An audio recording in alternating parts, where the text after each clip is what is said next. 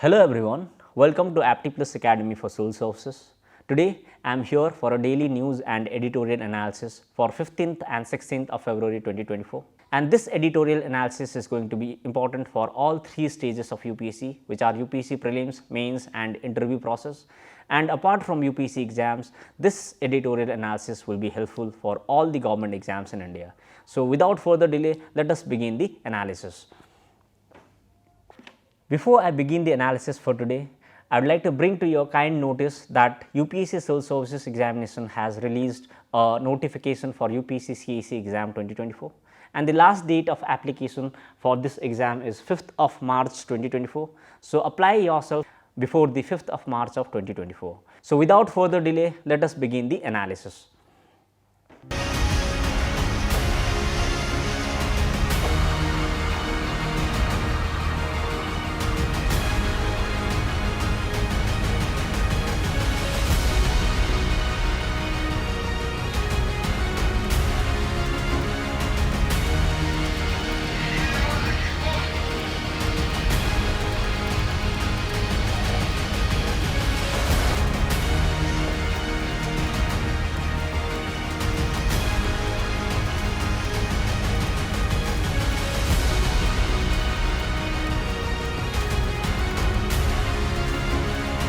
Recently, 𝐻𝐻𝐾 missile was in news, and this news becomes important from UPSC prelims perspective and also for UPSC mains exam. And in UPSC mains exam, this topic is important for general studies paper 3, that is defense technology. The point of discussion of this topic is going to be the 𝐻𝐻𝐾 missile and its features. Then we will understand about the hypersonic missile, what are hypersonic missiles with examples.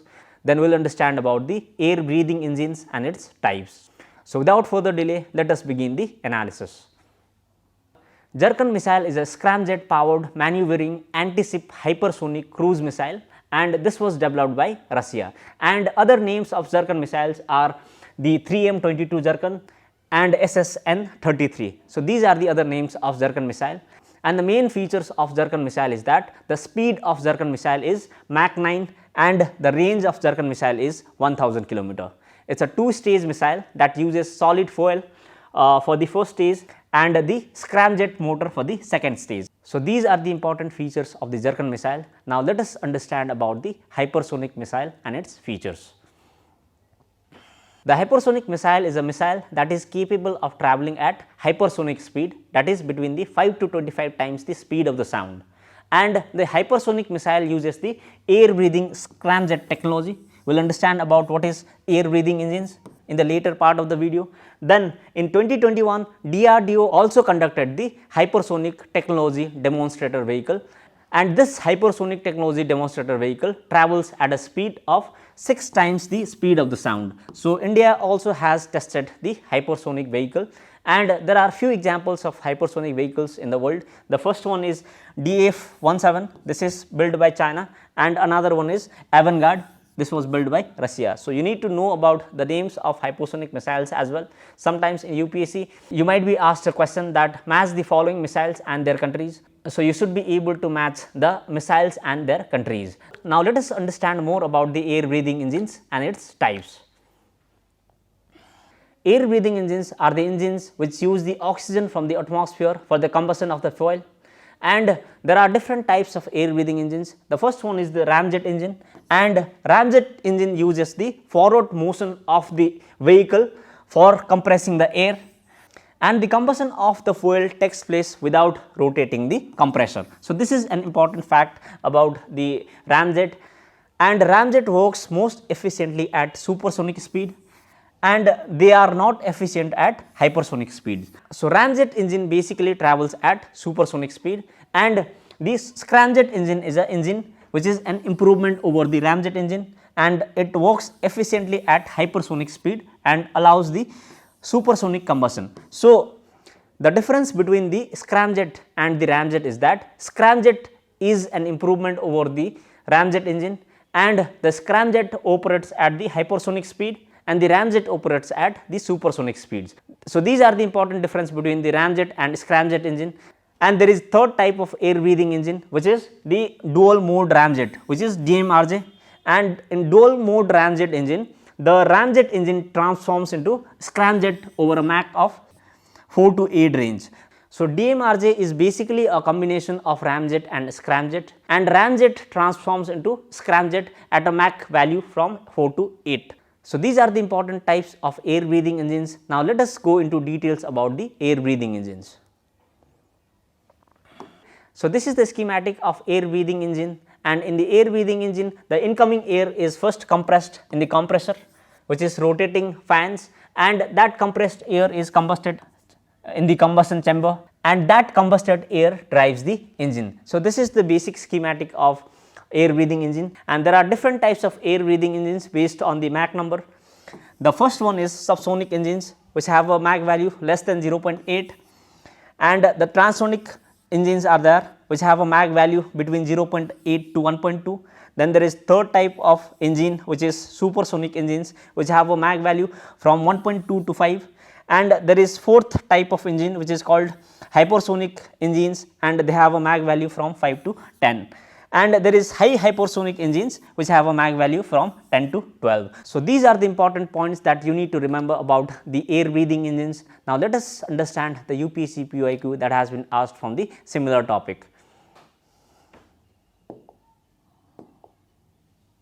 UPSC in 2014 asked a question related to Agni 4 missile, and the question was, with reference to Agni 4 missile, which of the following statements are correct? So, the statement 1 is it is surface to surface missile, statement 2 is it is fueled by liquid propellant only, and statement 3 is it can deliver 1 ton nuclear warheads about 7,000 km away. So, these are the statements, and you need to select the correct answer using the code given below. So, this type of question is asked in UPSC.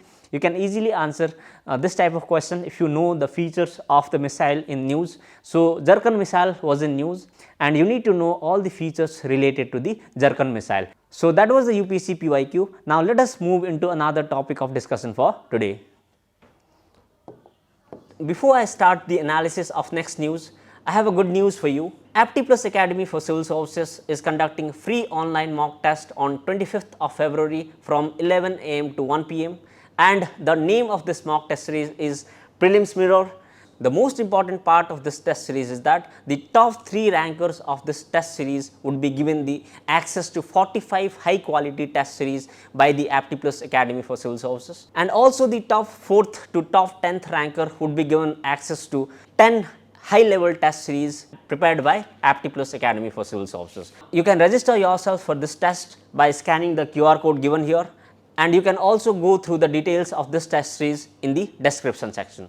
Apart from Prelims Mirror, those who are preparing for UPSC CSE 2024, the 𝐁𝐸 All India Test Series program is must attempt for all, because the test has 49,000 high quality questions curated by the experts from Apti Plus Academy, recorded high quality discussions on these tests, and most importantly, money will be refunded if the students finds the tests to be unsatisfactory. So, these are the important features of 𝐁𝐸 All India Test Series program. You can register yourself in this test by scanning the QR code given here, and you can also get the details of this test in the description section. Now, let us move into another topic of discussion for today. Recently, the National Board of Wildlife deferred the decision on Kalasa-Banduri project in Mahadayi Basin, and in this context, this news becomes important from UPSC prelims perspective, and also for GS2 of UPSC mains, and under GS2 the main syllabus is interstate relations, and this topic is important for GS1 as well, and in GS1 the topic is physical geography. The point of discussion of this topic are the Kalasa-Banduri project. We will understand what is Kalasa-Banduri project, then we will understand about the Mahadayi river and its tributaries. Now, let us begin the analysis. Kalasa-Banduri project is a project that aims to divert the water from Mahadayi river into the Malaprabha river that is located in Karnataka, and this project aims to enhance the drinking water supply to Dharwad, Belgavi, Bagalkot and Gadag districts in Karnataka, and this project involves building 2 dams, which is Kalasa and Banduri dam, which are 2 tributaries of Mahadayi river, and this dam will divert the water to the Malaprabha river, which is the tributary of Krishna. So, Malaprabha is a tributary of Krishna river, and Mahadayi is a different river that flows between the Goa and Karnataka. So, this is the map of the Kalasa-Banduri project, and Bandura dam is located in Mahadaya river, and this is Kalasa dam, which is also located in the Mahadaya river. So, these two dams are important, and the disputing states are the Karnataka, Goa and Maharashtra. So, these three are disputing states. Now, let us understand about the Mahadaya river in detail. Mahadaya river is a river that flows in two states, which are Goa and Karnataka, and this river originates at 𝐻𝐫𝐸𝐽 Wildlife Sanctuary, which is located in Belgavi district of Karnataka, and this is a rain fed river, and the river is also called Mandovi river in Goa, and the length of river in Goa is 82 km and the length of the river in Karnataka is 35 km. So, the longest part of this river is contained in Goa. So, these are the important facts related to Mahadaya river and the Kalasa Banduri project. Now, let us move into another topic of discussion for today. Aral Sea is disappearing. Recently, an Earth observatory of NASA released the details of the reasons for the disappearance of Aral Sea from European Peninsula, and this news becomes important from UPSC prelims perspective. So, without further delay, let us begin the analysis. The main reason given by the NASA for the disappearance of the Aral Sea is that during 1960s, Soviet Union started building dams on the Amu Darya and Sir Darya rivers, which flows into Aral Sea, and these dams were built to divert the water from the Amu Darya and Sir Darya rivers to the other places in Russia for irrigation purpose. So, this water diversion led to the formation of desert region in the region near the Aral Sea. You can see the map of Aral Sea before and now. Before, Aral Sea was much bigger. Now, the Aral Sea exists only in pockets of areas, and the Sir Darya and Amu Darya are two rivers which flows into Aral Sea. Now, after the diversion of Sir Darya and Amu Darya, the deserts has been formed in these locations, due to which drying of Aral Sea happened. So, these are the important facts related to the Aral Sea that you need to know. Now, let us understand about the Aral Sea through maps. Aral Sea was once the world's fourth largest water body, but today only the fragments of Aral Sea exist, and the Aral Sea is located between Kazakhstan in the north and the Uzbekistan in the south, and the drainage of Aral Sea encompasses the Uzbekistan, parts of Kazakhstan, Tajikistan, Afghanistan, Turkmenistan, Iran and Kyrgyzstan. So, these are the drainage of the Aral Sea, which are the drainage of the tributaries which are flowing into the Aral Sea. So, these are the important facts that you need to remember about the Aral Sea. Now, let us move into another topic of discussion for today.